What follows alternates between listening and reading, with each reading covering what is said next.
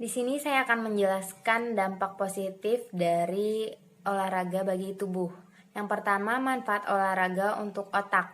Manfaat olahraga untuk otak salah satunya adalah meningkatkan kemampuan kognisi terutama untuk anak-anak usia 6 sampai 13 tahun. Sementara bagi orang dewasa dapat mengurangi perasaan cemas.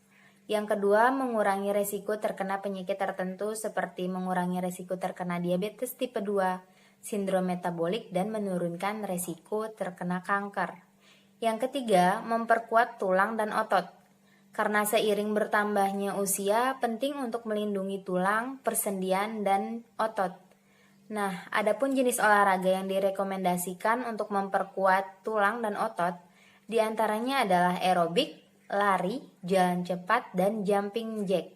Dan yang terakhir, yaitu meningkatkan kesempatan hidup lebih lama.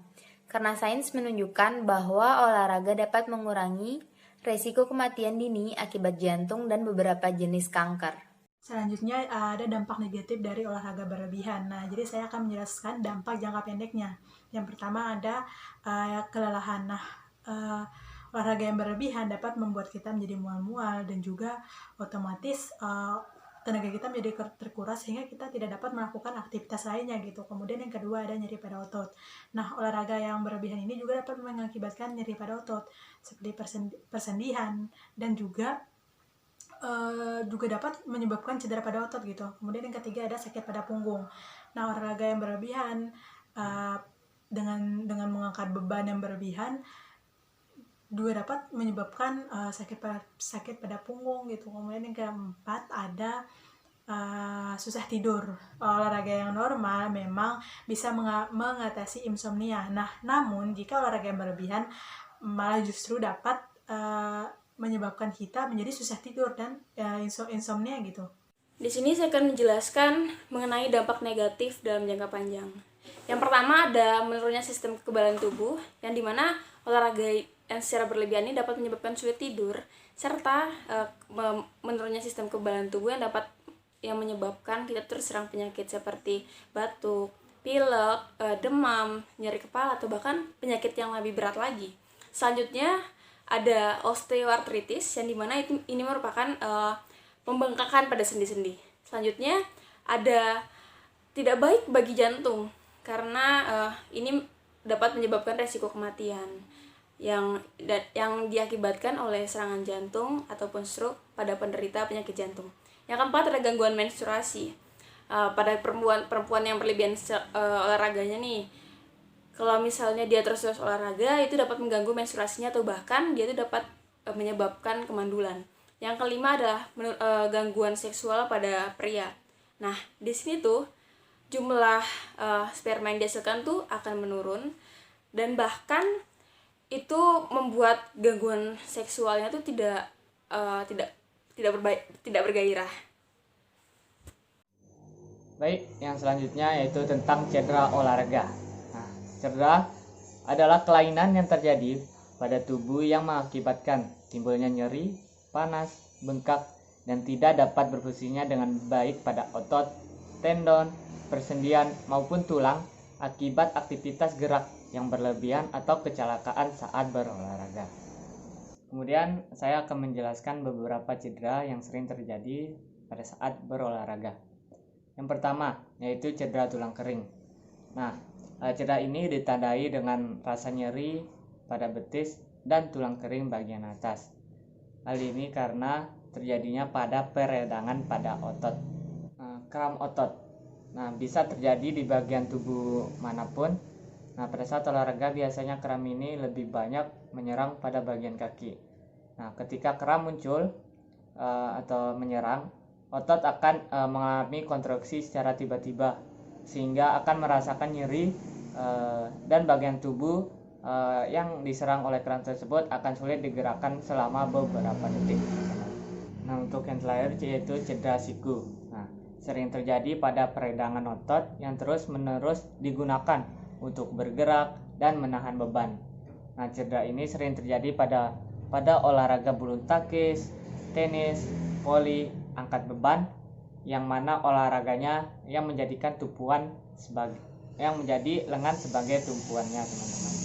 Baik, itu tadi beberapa cedera yang sering terjadi pada umumnya pada saat kita melakukan olahraga, teman-teman. Untuk mengantisipasi dan meminimalisir terjadinya cedera pada saat berolahraga, maka teman-teman jangan lupa untuk selalu pemanasan atau peregangan sebelum melakukan aktivitas olahraga. Oke, selanjutnya kita akan bahas olahraga yang tepat untuk usia.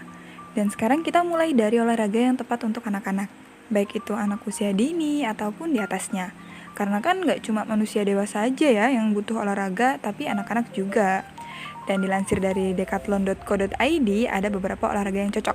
Yang pertama, sepak bola. Jadi nggak cuma orang dewasa aja ya yang suka, tapi anak-anak juga suka puol. Dan ternyata olahraga ini baik untuk fisik maupun mental anak. Tuh, seru kan? Lalu yang kedua ada senam atau gimnastik. Ih, lucu. Nah, yang satu ini sangat direkomendasikan untuk anak-anak karena bisa melatih kekuatan fisik, keseimbangan, dan stamina anak bisa berkembang dengan baik. Dan yang ketiga ada berenang. Lu comelnya anak orang. Fokus. Nah, jadi ini sangat recommended banget diajarkan. Sedari anak masih kecil pun boleh, bagus malahan. Karena selain mengajarkan keamanan di air, dari sisi kesehatan pun anak juga dilatih pernafasan dan kerja otot tubuh, serta bisa menyembuhkan asma pada anak. Selanjutnya yaitu bersepeda. Yakin deh pokoknya semua anak ini pasti seneng yang namanya bersepeda, kecuali yang enggak sih. Ya walaupun pada awalnya pakai roda 3, 4, 10, apa sih? Canda deh. Intinya bersepeda buat anak-anak tuh sangat bagus banget, banyak manfaatnya, yang salah satunya yaitu melatih otot jantung agar tetap bugar. Dan yang terakhir atau yang kelima yaitu inline skate. Nah kayak gini nih, widih keren. Hampir jatuh. Pokoknya seru banget lah, walaupun saya belum pernah nyoba sih karena nggak punya. Tapi olahraga ini selain bermanfaat untuk kesehatan, tapi juga bisa melatih motorik anak. Oke, mungkin itu aja ya. Sebenarnya banyak sih olahraga yang bisa dilakukan, tapi kita pilih 5 aja. Oke, afirmasi. Beberapa olahraga yang cocok untuk lansia. Yang pertama, chair squat adalah salah satu olahraga yang mudah dan efektif untuk membuat tubuh menjadi lebih kuat dan sehat, yang membuat otot bokong dan perut lebih kencang. Yang kedua, jumping jack adalah gerakan yang sederhana, yakni melompat sambil membuka tangan kaki dan menutupnya kembali. Dan yang terakhir adalah berdiri dengan satu kaki. Olahraga ini baik untuk lansia dengan melatih keseimbangan tubuh. Baik, saya akan menjelaskan sedikit tentang olahraga stretching yang bisa dilakukan oleh remaja maupun dewasa. Stretching atau perenggangan merupakan gerakan pemanasan yang umumnya dilakukan sebelum olahraga. Nah, apabila dilakukan secara rutin, ada banyak manfaat stretching loh yang bisa kita peroleh. Di antaranya, pertama, meningkatkan fleksibilitas tubuh.